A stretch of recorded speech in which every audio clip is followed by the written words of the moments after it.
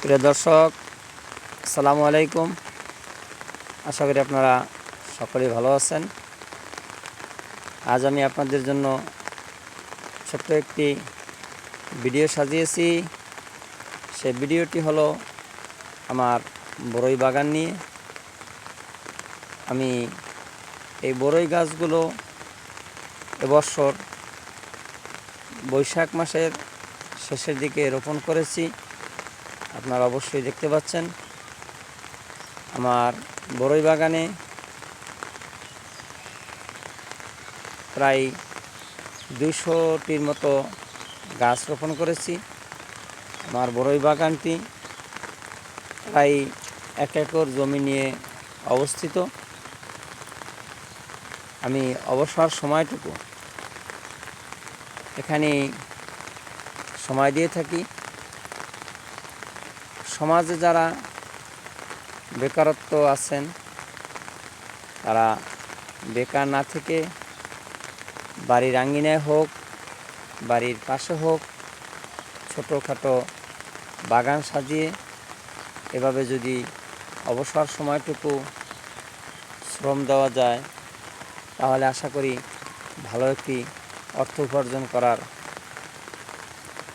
সম্ভব হয়। আমি বরই চাষের ফাঁকে কিছু সাথী চাষও করেছি, সাথী ফসলও করেছি।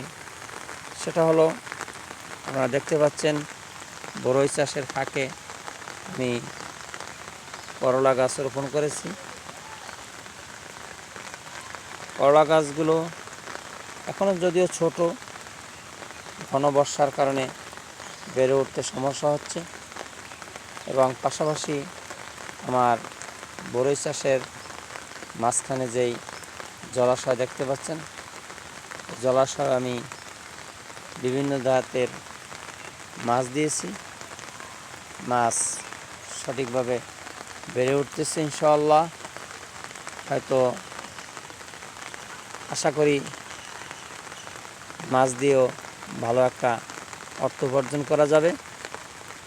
আপনারা দেখতে পাচ্ছেন আমার এই বরই গাছ যদিও বৈশাখ মাসের শেষে রোপণ করেছি, আশা করি অনেক গাছই ফুলের কলি দেখা যাচ্ছে।